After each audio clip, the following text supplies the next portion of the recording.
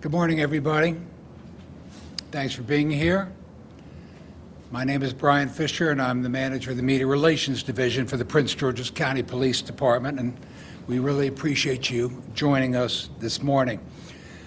Speaking with you this morning will be Prince George's County Police Chief George Nader, the County Executive for Prince George's County, Aisha Braveboy, the Superintendent of the Maryland State Police, Colonel Roland L. Butler, Jr., the Chief of the Bowie Police Department, Dwayne A. Preston, and the State's Attorney for Prince George's County, Tara Jackson. I would also like to recognize Prince George's County DCAO, Mel Powell. Because this investigation remains very active, we'll take a few questions at the end of the presentation, but we'll be very limited in what we can answer. At this time, I'd like to introduce Prince George's County Police Chief George Nader. Good morning. First, I'd like to thank members of the media for showing sensitivity during the reporting of this case. We know there were questions that you had and questions that we couldn't answer due to the investigation being ongoing. On September 5th, detectives from the Prince George's County Police Department's Homicide Division developed probable cause to present charges for the murder of DaCara Thompson. This morning, criminal charges were issued for first-degree and second-degree murder. The facts of the case: 19-year-old DaCara Thompson was last seen on August the 22nd. She was reported on August the 21st. Her family located the vehicle in the area of Jasmine Terrace in Hyattsville, Maryland. On August 31st, what we believe to have been DaCara's body was located by the Maryland State Police Department in the area of eastbound Route 50 at Route 97. On August 23rd, in the area of University Boulevard in Hyattsville, Maryland, a short distance from her vehicle, at approximately 3 a.m. For reasons still under investigation, it appears that DaCara willfully entered a vehicle being driven by Hugo Rene Hernandez Mendez, 35-year-old male out of Bowie, Maryland. Through investigative techniques and video review, detectives were able to track the vehicle's movement to an address on Kimber Ridge Drive in Bowie, Maryland. On September 4th, several search warrants were obtained and executed pertaining to this case, which led detectives to obtain enough probable cause to take Hugo Rene Hernandez Mendez into custody and present him to the court commissioner for the murder of DaCara Thompson. We believe the murder occurred in the home on Cambridge Drive in Hernandez's bedroom. Her body was taken to the location that it was recovered at by Hernandez. At this time, there are no additional suspects. However, this investigation is ongoing. Our thoughts and prayers are with her family during this time. Detectives from the Prince George's County Police Department's Missing Persons Unit were quickly joined by the Prince George's County Police Department Homicide Unit, along with our law enforcement partners from Maryland State Police and the City of Bowie, who worked jointly and tirelessly to determine the facts of this case. Because the pre-existing relationships between our agencies, we are where we are. There's still a lot of investigative work to be done in this case, and we're asking members of the community or anyone that may have information about this case to contact us at 1-866-411-TIPS. Throughout this case, members at the highest level of our law enforcement agencies were kept abreast of every development, and cooperative decisions were made jointly. I have no words to express my appreciation for the Superintendent of the Maryland State Police, Colonel Butler, and Bowie's City Police Chief, Dwayne Preston, for their involvement. In addition to law enforcement involvement in this case, the highest level of our governments were kept abreast of this matter. This included daily briefings with Deputy Chief Administrative Officer Melvin Powell and County Executive Aisha Braveboy, both of who provided unwavering support for our teams who were conducting this investigation. Incidents like this affect our entire community. Ms. Braveboy's involvement in this case, for me, further reflects her passion for people and the community that we serve. On behalf of our department, I want to personally thank you for your support in this tough case. It meant a lot to me personally, and I appreciate it. At this point, I'll turn it over to County Executive Aisha Braveboy. Thank you so much. Thank you, Chief, and thank you to all of our public safety partners who are here with us today. But more importantly, I want to thank this community. When you found out that DaCara Thompson was missing, you answered the calls of her parents and her family to help find her, to locate her, because she means so much to so many. And so it is tough that we're at this point where the search is over and justice begins. I want to thank our superintendent. I want to thank also Chief Preston, the men and women of the Prince George's County Police Department and its homicide unit, as I have repeated numerous times as state's attorney, the best of the best. I want to thank you for closing this case quickly. And now we will hand this case over to our state's attorney, Tara Jackson, to seek justice.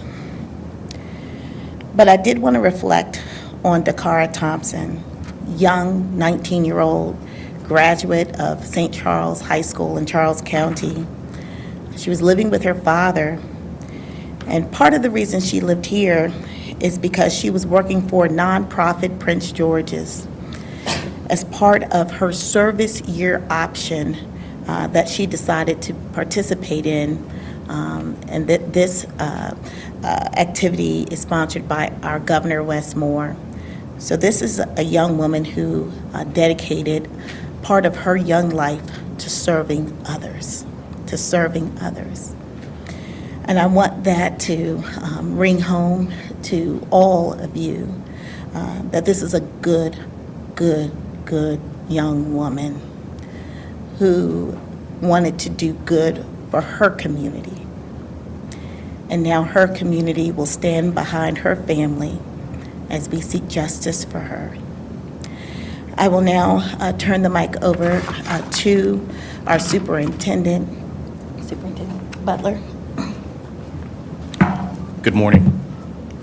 On behalf of Governor Wes Moore and the entire Maryland Department of State Police family, I'd like to extend my deepest condolences to the family and friends of Ms. DaCara Thompson, a young life that was taken far too soon.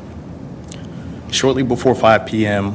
on August 31st, troopers from the Maryland State Police Annapolis Barrack were dispatched to the area of U.S. Route 50 between Maryland Route 424 and Interstate 97 in Anne Arundel County for the report of a disabled vehicle. Upon arrival, troopers observed a female lying unresponsive in a grassy area off the highway. Information obtained indicated the disabled vehicle was unrelated to the investigation that we have embarked upon.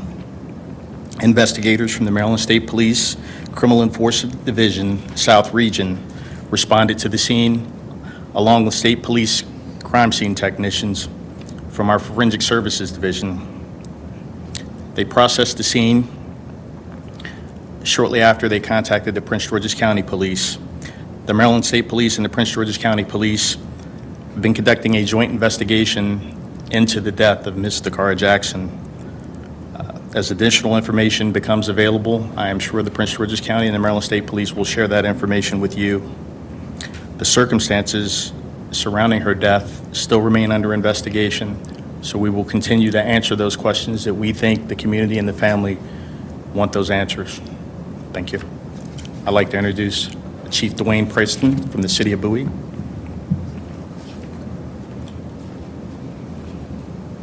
Good morning.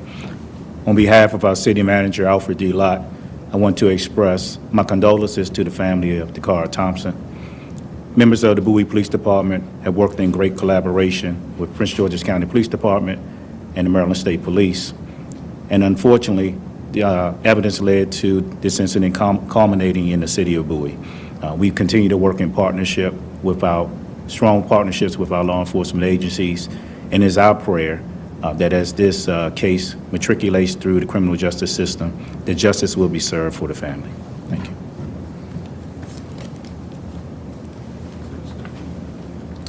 Good morning. I too would like to first express my condolences to the family of DaCara Thompson.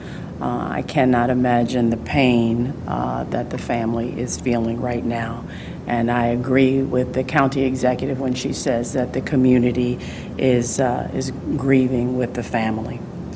I also want to thank the county executive and her leadership team, Chief Nader, Chief Preston, our Maryland State Police partners. We are indeed a team in bringing justice and protecting our community. I know that the public has been following this case closely, and oftentimes our community does not understand the legal process and roles of each member of our legal team, of our law enforcement team. So as State's Attorney for Prince George's, I'm here this morning to explain the legal process and next steps. The police have charged Mr. Hernandez-Mendez, as you've heard, with murder and related charges. He has appeared before a commissioner, a judicial officer, and that commissioner has determined that there is probable cause to support the charges, and he was held without bond. Mr. Hernandez-Mendez will now appear at a bond hearing. We're not sure whether that bond hearing will be today or on Monday. And during that hearing, the court will determine whether or not he should remain held. And in making that decision, the court will look at the nature of the charges that are lodged against him, as well as the safety of the community. As I said, this bond hearing may occur on Monday and not today. At this point, there really is not much more that I can offer other than to say in the weeks to come, my office will do a thorough review of the evidence, and we will determine whether or not Mr. Hernandez-Mendez should be indicted, and if so, what he should be indicted for.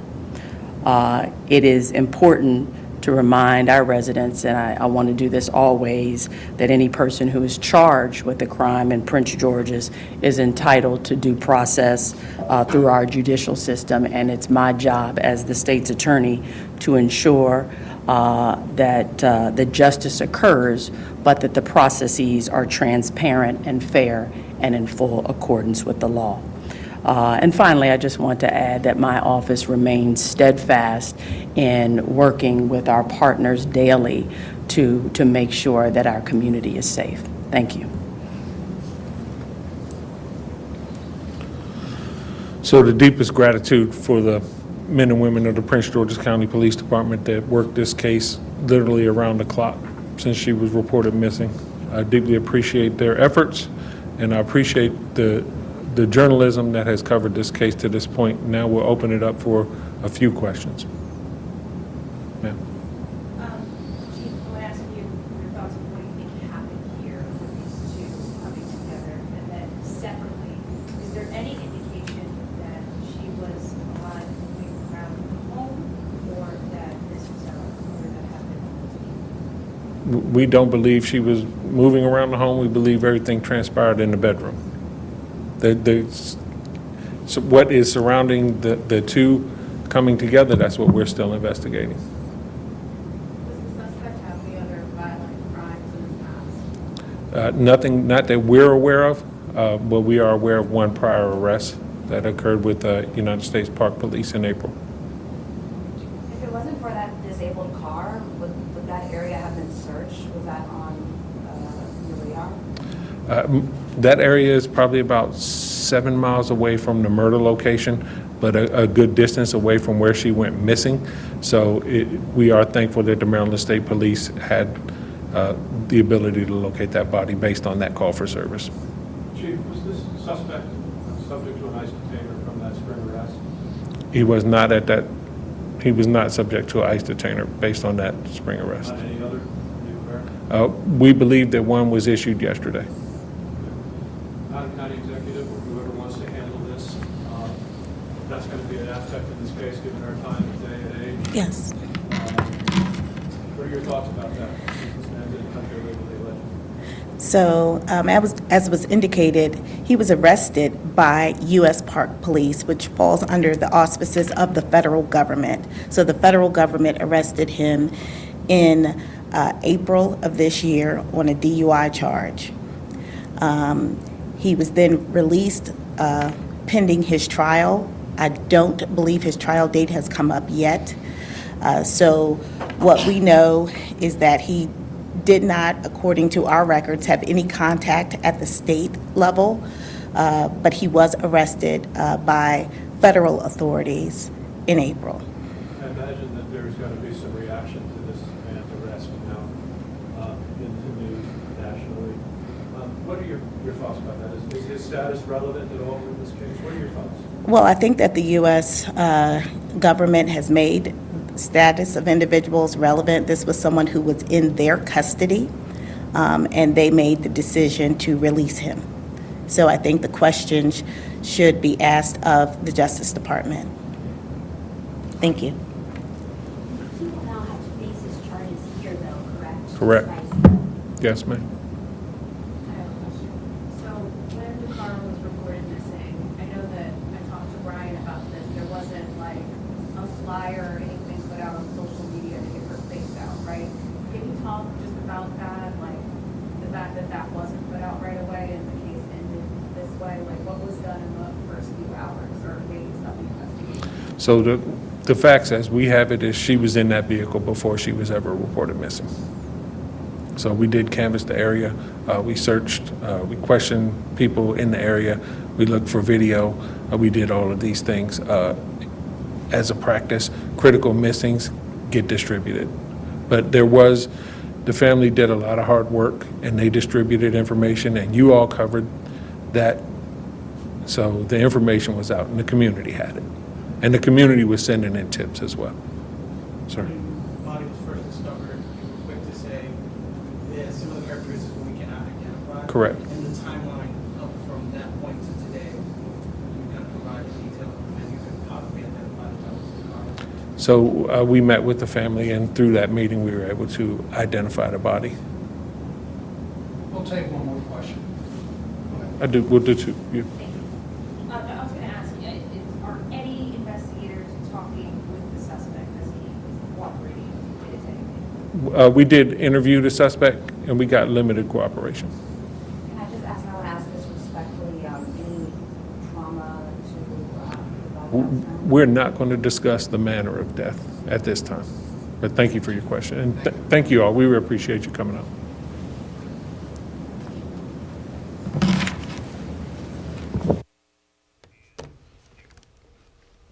All right, just a remarkable moment and a sad moment as we are hearing that a suspect has been arrested for DaCara Thompson's murder. And so the suspect, we are learning, is 35-year-old Hugo Rene Hernandez Menendez. And so we were learning some information. Really, this has been such a moment as we've been waiting to find out whether or not a body found near Annapolis off of Route 50 was in fact DaCara Thompson. Right. And we learned, some of the information from this investigation, the latest on this investigation is that August 31st that a body was located eastbound Route 50. Then they went back and you kind of went over a timeline here where they mentioned that August 23rd, Hyattsville, they had some evidence to show that DaCara was getting into a vehicle at 3 a.m., got into a vehicle, and they found out that that vehicle actually belonged to Hugo Rene